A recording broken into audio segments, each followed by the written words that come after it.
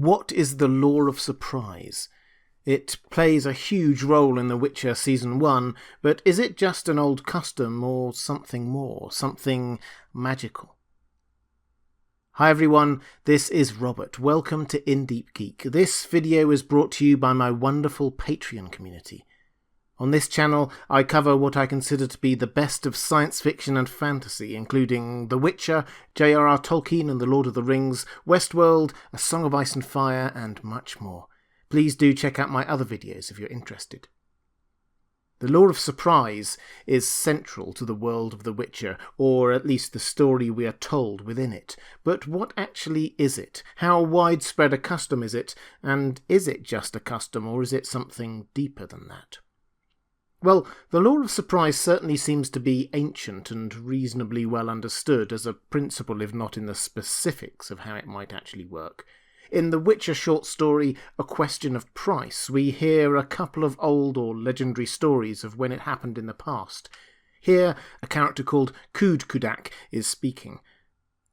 Let us not pretend we've never heard of such requests, of the law of surprise, as old as humanity itself, of the price a man who saves another can demand, of the granting of a seemingly impossible wish.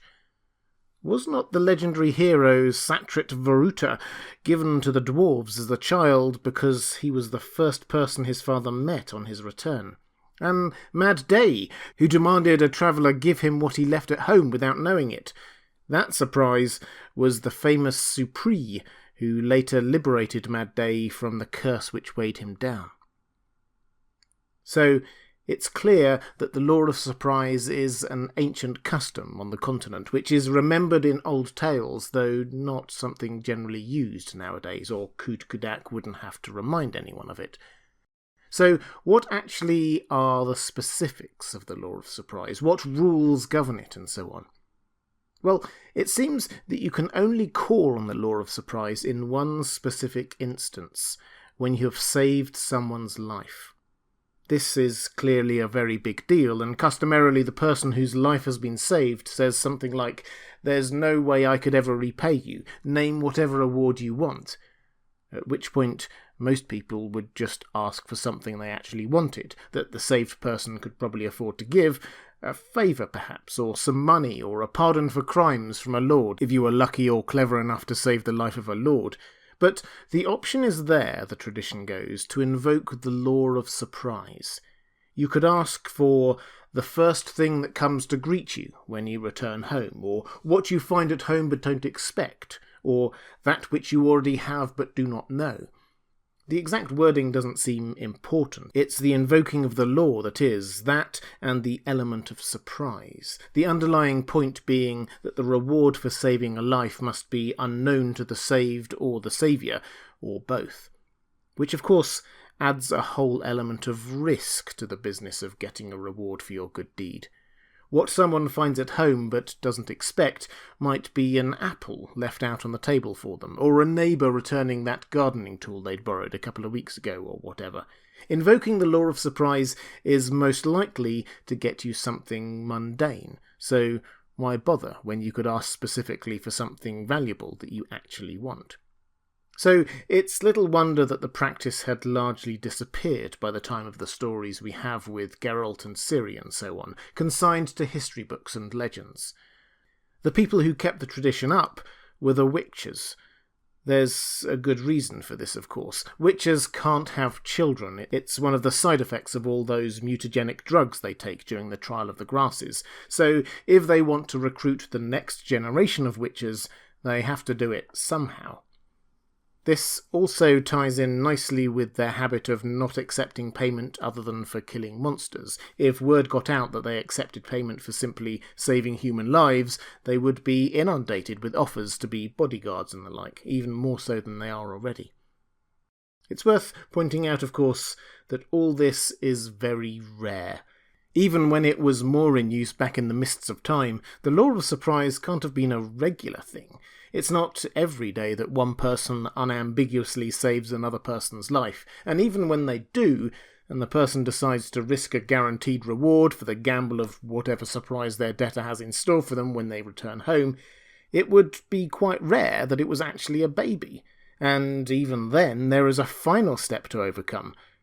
The child themselves, when they are at least 6 or 7 years old, say, or even when they're a young adult, they get the final choice on whether they leave their family and go with the parent's saviour. Geralt confirms this in the books. This is what the law of surprise states. It is the child's, not the parent's, consent which confirms the oath, which proves that the child was born under the shadow of destiny. So you could save someone's life, claim the law of surprise, have the fortune for that surprise to be a baby, wait years for the child to grow, and then when you come to claim your reward, be told by the child, quite understandably, that they would actually rather stay with their parents than head off into the night with a stranger, and the debt owed you would be fulfilled. As I said, this is why there aren't that many children of destiny, and why not many people actually use the law of surprise.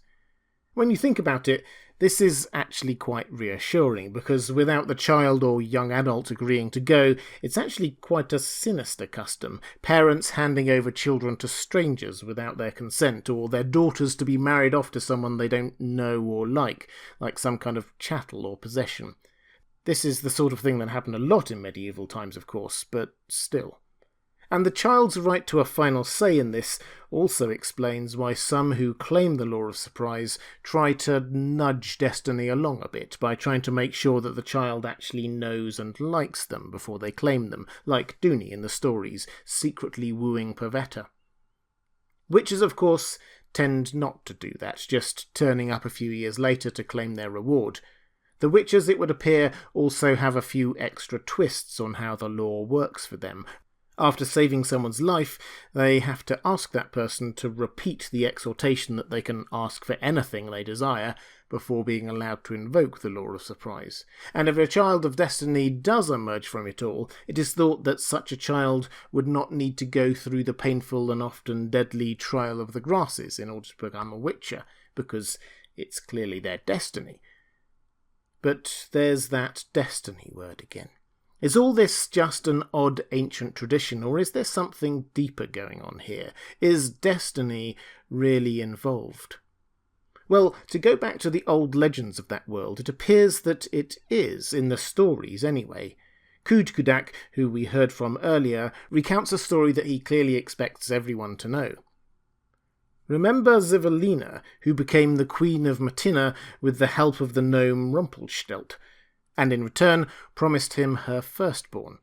Zivelina didn't keep her promise when Rumpelstiltskin came for his reward, and by using spells she forced him to run away. Not long after that, both she and the child died of the plague. You do not dice with destiny with impunity. So in the old stories, destiny appears to be an important thing. But when people start discussing this, it's clear that they are much more concerned with the principle of whether a ruler should honour their word than whether their actions would contravene some immutable law of destiny. Queen Calanthe clearly doesn't think that destiny is something she needs to bother about, and even Geralt in the books, when he first comes back to collect Ciri, turns his back on it completely. I quit. I renounce it. I renounce my right to Ciri. I don't want to look destiny in the eyes because I don't believe in it. Because I know that in order to unite two people, destiny is insufficient. Something more is necessary than destiny. I sneer at such destiny. I won't follow it like a blind man being led by the hand, uncomprehending and naive. This is my irrevocable decision, O Calanthe of Cintra. They took a few shortcuts with the story in the show, but the point remains the same. Geralt doesn't believe in destiny or the power of the law of surprise until at the end he is united with Ciri, the child of destiny to whom he is linked. And it's hard not to see destiny having a hand in all this. For them both to be rescued and brought to the same random farmhouse by a husband and wife without either knowing about it, that seems more than coincidence. And Ciri was brought to Geralt by not just one, but 3 uses of the law of surprise. Geralt himself used it when Dooney asked him to name his reward. The law of surprise that brought Dooney and Pavetta, Ciri's parents, together was only confirmed that same day when Geralt told everyone what had to happen to make it complete, the agreement of the Child of Destiny themselves.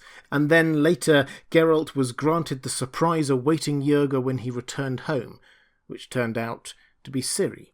3 invocations of the law of surprise that led to Geralt and Ciri being tied together. We've seen how rare just one successful use of the law of surprise must have been, so for 3 to happen in such quick succession to bring 2 people together, there's definitely something going on there. And we see why and what is going on as the story develops through the later books. Those 2 and Yennefer, who was similarly bound to Geralt through the power of a wish granted by a djinn, have a huge role to play in the future of the continent. So, although there is no clear explanatory text to show that the law of surprise really does result in a Child of Destiny, and plenty of characters disagree with the idea, that clearly is what is going on here. Or perhaps it's the other way around, that destiny creates the conditions in which the law of surprise comes into play. Either way, there is no doubt that this is a magical world with magical laws of nature, and destiny is part of the deep fabric of what makes things happen in the way they do. Ciri is a child of destiny, born of the law of surprise and bound by fate to Geralt of Rivia. And the story of The Witcher is the story of that destiny. If you'd like to see more of my Witcher videos, like a breakdown of Season 1's timeline or an explanation of what a Witcher actually is, please click on the playlist on the left of your screen.